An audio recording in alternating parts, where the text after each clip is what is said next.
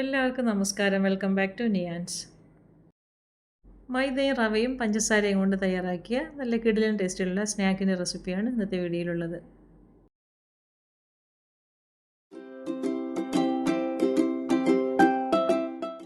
ഇത് തയ്യാറാക്കുന്നതിന് വേണ്ടി ഒരു കപ്പ് മൈദ ബൗളിലേക്ക് ഇട്ട് കൊടുക്കാം.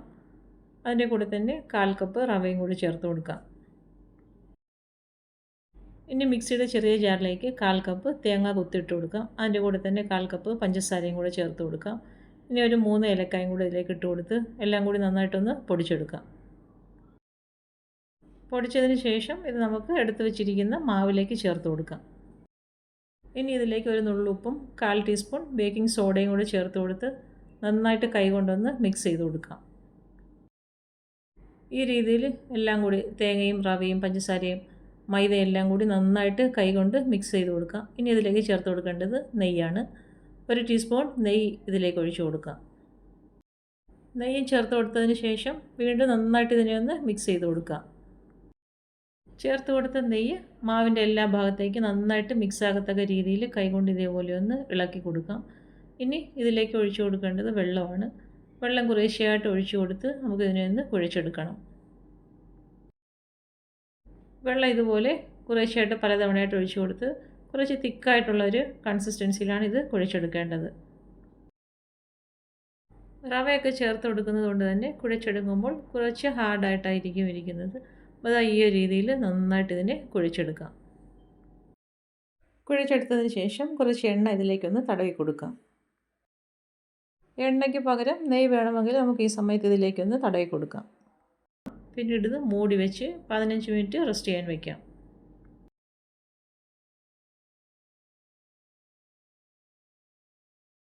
ഇപ്പോൾ ഇതാ മാവ് കുഴച്ച് വെച്ചിട്ട് ഒരു 15 മിനിറ്റ് കഴിഞ്ഞ് ഇപ്പം അത്യാവശ്യം നന്നായിട്ട് സോഫ്റ്റായി വന്നിട്ടുണ്ട്. ഇനി നന്നായിട്ട് ഇതിനെ ഒന്ന് ഇളക്കി കൊടുക്കാം. ഇനി കുഴച്ച് വെച്ച മാവ് പരത്തുന്നതിന് വേണ്ടി കൗണ്ടർ ടോപ്പിലേക്ക് കുറച്ച് വെളിച്ചെണ്ണ ഒന്ന് തടവി കൊടുക്കാം. ഇനി കുഴച്ച് വെച്ച മാവ് അതിലേക്ക് വെച്ച് കൊടുത്ത് നന്നായിട്ടൊന്ന് പരത്തിയെടുക്കാം. നമ്മൾ ചപ്പാത്തിയൊക്കെ പരത്തുന്ന അത്രയും കനം കുറച്ച് പരത്തേണ്ട ആവശ്യമില്ല. കുറച്ച് തിക്കായിട്ടാണ് പരത്തേണ്ടത്. അപ്പോൾ ഈ ഒരു രീതിയിലൊന്ന് പരത്തിയെടുക്കാം. ചപ്പാത്തി പരത്താൻ റോൾ എടുക്കുമ്പോൾ വേണമെന്നുണ്ടെങ്കിൽ അതിലും കുറച്ച് എണ്ണയൊന്ന് തടവി കൊടുക്കാം.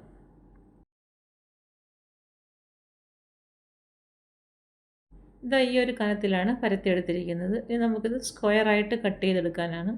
അപ്പോൾ 4 ഭാഗത്തു നിന്നും ഇതേപോലെ ഒന്ന് കട്ട് ചെയ്ത് മാറ്റാം. ഈ കട്ട് ചെയ്ത് മാറ്റുന്നത് നമുക്ക് പിന്നീട് മാവിൻ്റെ കൂടെ ചേർത്ത് കുഴച്ച് വീണ്ടും പരത്തിയെടുക്കാം. ഇനി ഇതൊന്ന് ഡിവൈഡ് ചെയ്തെടുക്കാം. ഇതേപോലെ നീളത്തിൽ കട്ട് ചെയ്തെടുത്തതിന് ശേഷം പിന്നീട് ക്രോസിൽ ഓരോരോ കുഞ്ഞു കുഞ്ഞ് സ്ക്വയർ പീസസ് ആയിട്ട് കട്ട് ചെയ്തെടുക്കാം. നമുക്ക് എത്രത്തോളം വലിപ്പം ആവശ്യമുണ്ടെന്ന് വെച്ചാൽ ആ ഒരു വലിപ്പത്തിൽ കട്ട് ചെയ്തെടുത്തോളൂ. ഇത് എണ്ണയിലേക്ക് ഇട്ട് കൊടുക്കുമ്പോൾ നന്നായിട്ട് വലിപ്പം വെച്ച് വരുന്നതാണ്. അപ്പോൾ ഈ ഒരു അളവാണ് നല്ലത്. ഇനി ഇത് ഓരോന്നും ഇതേപോലെ ഒന്ന് ഇളക്കി മാറ്റിയെടുക്കാം.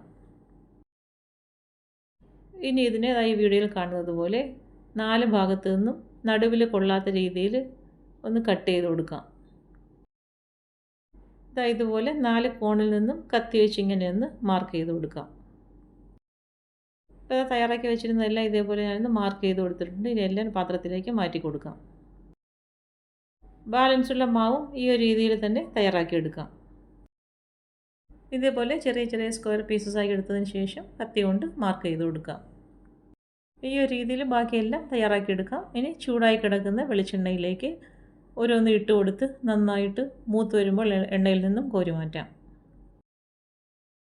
3-4 തവണ തിരിച്ചും മറിച്ചും ഇട്ട് നല്ലൊരു ഗോൾഡൻ യെല്ലോ കളറാകുമ്പോഴേക്കും എണ്ണയിൽ നിന്നും കോരി മാറ്റാം. ഇതുപോലെ ഈ ഒരു കളറാകുമ്പോൾ എണ്ണയിൽ നിന്നും എടുത്ത് മാറ്റാം. അതിനുശേഷം ബാക്കിയുള്ളതും ഇതേപോലെ എണ്ണയിലേക്ക് ഇട്ട് കൊടുത്ത് ഈ ഒരു കളറാകുമ്പോഴേക്കും കോരി മാറ്റാം. 1 കപ്പ് മൈദയിൽ നിന്നും നിറയെ സ്നാക്ക് ഉണ്ടാക്കിയെടുക്കാൻ ഇതേപോലെ പറ്റും. രണ്ടാമത് ഇട്ട് കൊടുത്തതും നന്നായിട്ട് പരുവായി വന്നിട്ടുണ്ട്. ഈ ഒരു സമയമാകുമ്പോഴേക്കും എണ്ണയിൽ നിന്നും കോരി മാറ്റാം.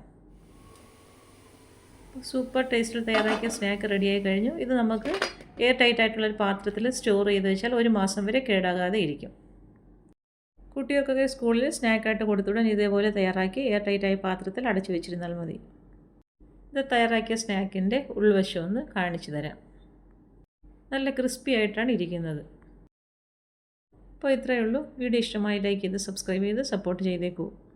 വീണ്ടും അടുത്ത വീഡിയോയിൽ കാണുന്നത് വരെ bye from Niyans. Thanks for watching.